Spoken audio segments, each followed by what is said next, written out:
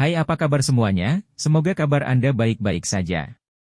Terima kasih karena sudah memberikan support dan juga kesetiaan Anda untuk membangun channel Codot Film. Yuk kita lanjutkan alur ceritanya, sambil siapin kopi dan cemilan, setting suara volume full. Gasken. 1 bintang Douzong. Yao Lao di dalam kelompok cahaya melihat ke arah pria tua berpakaian ungu yang mengerutkan kening di aula hitam gelap yang besar. Dia tanpa sadar tertawa, "Qintian, apakah kamu merasa tidak nyaman?" Ekspresi pria tua berbaju ungu menjadi sedikit dingin ketika dia mendengar kata-kata Yao Lao. Dia dengan lemah berkata, "Yao Chen, kamu harus menjaga dirimu sendiri. Jika kepala aula tidak menyukai keahlian alkemismu, menurutmu apakah kau akan hidup sampai sekarang?" Kepala Yao Lao bergerak sedikit. Itu menyebabkan rantai mengeluarkan suara, dentang. Kelopak matanya perlahan tertutup saat dia dengan dingin tertawa, "Aku yang dulu tidak selembut dirimu. Orang bijak akan mengenali situasinya. Melakukan perlawanan yang sia-sia adalah hal paling bodoh untuk dilakukan. Dengan keterampilan alkemis Anda, satu-satunya orang di benua Douki ini yang dapat dibandingkan dengan Anda kemungkinan hanya beberapa orang tua yang tidak akan mati di Menara Pil. Jika Anda bergabung dengan Hall of Souls, posisi Anda pasti akan lebih tinggi dari saya. Mengapa Anda ingin menderita di tempat ini?" Pria tua berpakaian ungu itu perlahan berbicara. Ejekan muncul di wajah Yao Lao, tapi dia terlalu malas untuk mengganggu orang lain. "Saya pikir Anda memiliki pemahaman yang jelas tentang kekuatan seperti apa yang dimiliki Hall of Souls. Jika tidak, mengingat kesombongan Anda, tidak mungkin bagi Anda untuk bersembunyi selama bertahun-tahun. Meskipun tempat ini hanya aula cabang dari aula jiwa, apakah menurutmu muridmu bisa menerobos masuk ke sini?" Pria tua berpakaian ungu itu berbicara dengan nada mencemooh. Kata apapun yang diucapkan sekarang hanya akan mendapatkan kemenangan lisan. Semuanya akan mengungkapkan hasil saat waktunya tiba. Yao Lao tersenyum mendengar ini. Matanya yang awalnya keruh menjadi sangat cerah. Ekspresi pria tua berpakaian ungu tenggelam saat melihat ini. Dia dengan dingin tertawa, "Muridmu itu bernama Xiaoyan, kan? Jika saya menebak dengan benar, kemungkinan dia juga telah tiba di Central Plains. Baik. Diri mulia ini, Douzun, akan menunggunya datang. Namun, semoga dia bisa bertahan sambil dikejar oleh Hall of Souls." Setelah mengucapkan kata-kata itu, lelaki tua berpakaian ungu itu mengayunkan lengan bajunya. Ruang di sampingnya menjadi terdistorsi. Dia perlahan menghilang ke ruang terdistorsi itu dengan cara yang aneh. Tinju Yao Lao sedikit mengepal saat dia menatap tempat di mana lelaki tua berpakaian ungu itu menghilang. Dia segera tertawa lembut karena kedua matanya perlahan tertutup.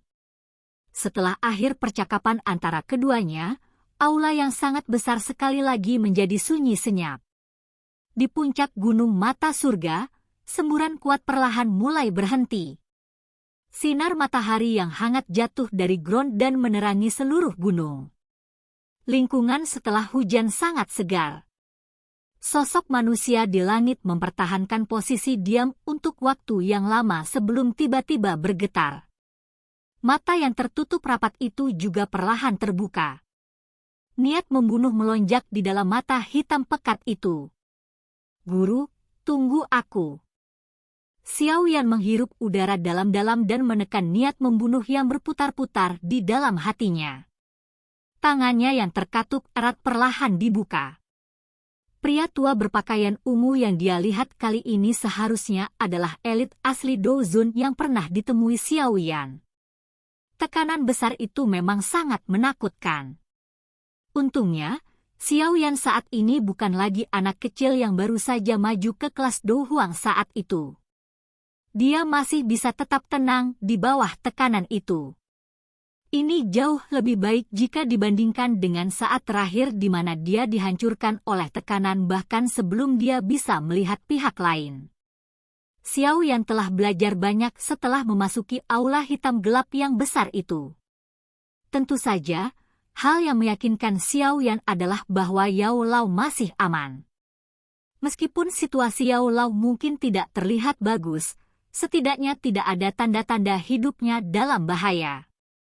Meskipun demikian, Xiao Yan tahu bahwa dia perlu mempercepat. Tidak mudah bagi Yao Lao untuk bisa bertahan selama bertahun-tahun. Jika dia berlarut-larut selama beberapa tahun lagi, sulit untuk mengatakan apa yang akan terjadi. Setelah saya menyelesaikan masalah ini di sini, saya akan menuju ke Wind Lightning Pavilion. Saya harus menemukan Feng Zunze apapun yang terjadi. Aku harus mendapatkan bantuannya untuk menyelamatkan Yao Lao secepat mungkin. Xiao Yan menghela nafas lega setelah mengambil keputusan. Pikirannya tenggelam ke dalam tubuhnya dan merasakannya dengan hati-hati. Saat ini, bagian dalam tubuhnya seakan telah mengalami transformasi total. Pembuluh darah di dalamnya tidak hanya melebar lebih dari 10 kali ukuran sebelumnya, tetapi bahkan ada lapisan kristal Douqi samar di sekitar pembuluh darahnya dan bahkan tulangnya. Selain itu, mereka berulang kali memancarkan cahaya lemah. Xiao Yan mengepalkan tinjunya dan melontarkan pukulan tanpa gerakan mewah. Orang bisa melihat ruang di sekitar tinjunya menjadi terdistorsi. Ledakan sonik yang menusuk telinga terdengar di langit seperti guntur. Pukulan sederhana ini bahkan lebih kuat dari Octane Blast yang Xiao Yan tunjukkan dengan seluruh kekuatannya saat itu. Dou Zong dan Dou Huang memang dua level yang sangat berbeda. Kekuatanku saat ini seharusnya sudah stabil di level bintang 1 Dou Zong, menghemat banyak waktu yang dibutuhkan untuk membiasakannya. Ini sepertinya efek dari Heaven Mountain Blood Pool. Xiao Yan dengan lembut bergumam pada dirinya sendiri. Sebagian besar orang harus menjalani periode pengenalan yang cukup lama untuk benar-benar mencapai bintang Dou Zong, namun Xiao Yan saat ini telah melewatkan langkah ini dan berhasil mencapai tingkat bintang Dou Zong. Meskipun bintang Dou Zong yang satu ini mungkin tampak tidak layak disebutkan, jarak antara setiap bintang dalam kelas Dou Zong sangat besar. Jika seseorang mengandalkan pelatihan normal, membutuhkan waktu bertahun-tahun atau bahkan lebih dari 1 dekade untuk meningkatkan kekuatan seseorang dengan 1 bintang bukanlah hal yang langka. Xiao Yan meneriakkan keberuntungannya di dalam hatinya saat pandangannya beralih ke pavilion batu di dekat mulut gunung berapi. Dia melihat Jin Shi dan Jin Gu sekilas. Segera, kakinya tergerak. Dia perlahan melangkah melalui udara kosong dan turun dari langit. Akhirnya, dia mendarat di pavilion batu. Haha, teman kecil Xiao Yan, selamat telah maju ke kelas Dou Zong. Jin Gu tersenyum saat melihat Xiao Yan mendarat di pavilion batu. Cara dia menyapa Xiao Yan telah berubah tanpa dia sadari. Saat ini Xiao Yan dianggap seseorang yang sekelas dengan mereka. Selain itu, dia sadar bahwa Xiao Yan memiliki cukup banyak kartu truf tersembunyi. Kemungkinan bahkan dia tidak akan menjadi tandingan Xiao Yan jika mereka benar-benar bertarung. Terlepas dari di mana seseorang berada, kekuatan seseorang pada akhirnya akan menentukan pengobatan seseorang. Meskipun Xiao Yan memang memiliki kekuatan untuk bertarung dengan seorang ahli Dou Zong di masa lalu, dia pada akhirnya hanyalah seorang Dou Huang. Di mata banyak Dou Zong, pada akhirnya sulit untuk melihatnya sebagai seseorang yang selevel dengan mereka. Sekarang Xiao Yan telah berhasil maju ke kelas Dou Zong, wajar saja jika Jin Gu dan Jin Shi tidak akan memperlakukannya sama ketika berhadapan dengannya. Oleh karena itu, kata-kata mereka sedikit lebih sopan, saya hanya beruntung. Jika tetua Jin Shi tidak memberi saya tempat pelatihan, kemungkinan Xiao Yan akan merasa sulit untuk menerobos. Xiao Yan menangkupkan tangannya ke arah keduanya dan terkekeh. Kata-kata ini memang benar.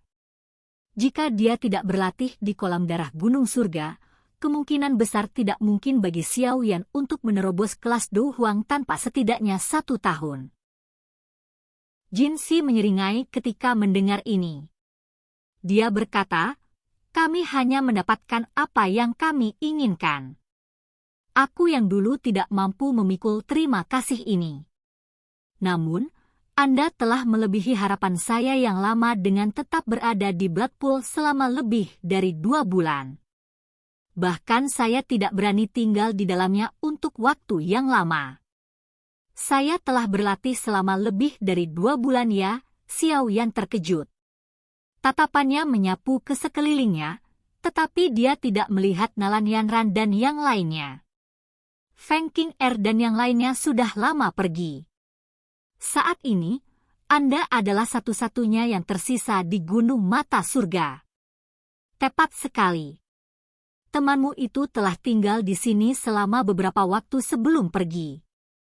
Dari tampangnya yang terlihat cemas sebelum dia pergi, sepertinya sesuatu telah terjadi, kata Jin Gu. Nalan Yanran juga telah pergi? Xiao yang sedikit terkejut saat mendengar ini. Segera, dia mengangguk. Beruntung dia sudah mengetahui keberadaan Yun Yun. Ketika dia punya waktu, dia akan menuju ke sekte bunga dan melihat bagaimana kabarnya. Teman kecil Xiao Yan. Saat ini, Anda telah berhasil menembus kelas Do Huang.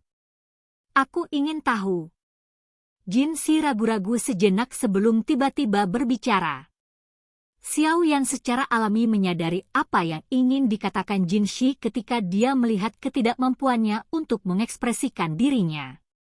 Dia segera berseri-seri dan berkata, "Tetua Jin Shi, Anda dapat yakin bahwa Xiao Yan bukanlah seseorang yang tidak melakukan pekerjaan setelah mendapatkan keuntungan. Serahkan racun api gunung surga di tubuhmu padaku." Jin Shi dan Jin Gu menghela nafas lega ketika mereka mendengar ini. Jin Shi dianggap sebagai orang terkuat di suku tikus penelan emas. Suku mereka mampu menduduki gunung mata surga ini karena pencegahan mereka berdua. Jika Jin Shi akhirnya mati karena racun api, itu pasti akan menjadi kerugian besar bagi suku tikus penelan emas. Ini adalah beberapa bahan obat yang dibutuhkan untuk mengusir racun api gunung surga. Saya tidak menyiapkannya. Oleh karena itu, saya khawatir saya harus merepotkan kalian berdua. Xiao Yan mengeluarkan selembar kertas putih dari cincin penyimpanannya. Setelah itu, dia menulis beberapa ramuan obat di atasnya dan menyerahkannya kepada Jin Shi dan Jin Gu. Jin Gu di samping buru-buru menerima kertas putih. Tatapannya menyapu itu. Dia langsung tertawa, itu bukan masalah. Pegunungan mata surga ini diisi dengan bahan obat. Suku tikus penelan emas kami juga memiliki persediaan yang kaya setelah bertahun-tahun. Meskipun ramuan obat ini jarang, sepertinya mereka bisa mencapai tangan teman kecil Xiao Yan sore ini. Jin Gu dan Jin Shi juga mengetahui beberapa tradisi alkemis. Jika mereka ingin sang alkemis memperbaiki pil obat, mereka perlu menyiapkan bahan obat mereka sendiri. Para alkemis ini hanya perlu memurnikan pil. Jin Gu dengan cepat meninggalkan paviliun batu setelah menerima kertas putih. Setelah itu, dia bergegas ke tengah gunung. Dia perlu menyiapkan semua bahan obat ini secepat mungkin. Xiao Yan tersenyum saat melihat Jin Gu menghilang. Teman kecil Xiao Yan, jika kamu mampu mengeluarkan racun api dari tubuhku, suku tikus penelan emas akan memperlakukanmu sebagai teman seumur hidup. Meskipun suku tikus penelan emas saya tidak dapat dibandingkan dengan keluarga kuno itu, kami juga memiliki reputasi di dunia Magical Beast. Selain itu, karena jumlah kami yang besar, kami mengetahui sejumlah besar informasi. Jika seseorang memikirkannya, kita bisa dianggap sebagai individu yang sangat berpengetahuan di dunia Magical Beast. Tatapan Jin Shi perlahan bergeser dari tubuh Jin Gu ke Xiao Yan saat dia tertawa pelan. Hati Xiao Yan tergerak saat mendengar ini. Dia ragu-ragu sejenak sebelum tiba-tiba bertanya, "Kalau begitu, bisakah aku bertanya tentang sesuatu dari tetua Jin Shi?" "Silahkan bertanya." Jin Shi menjawab.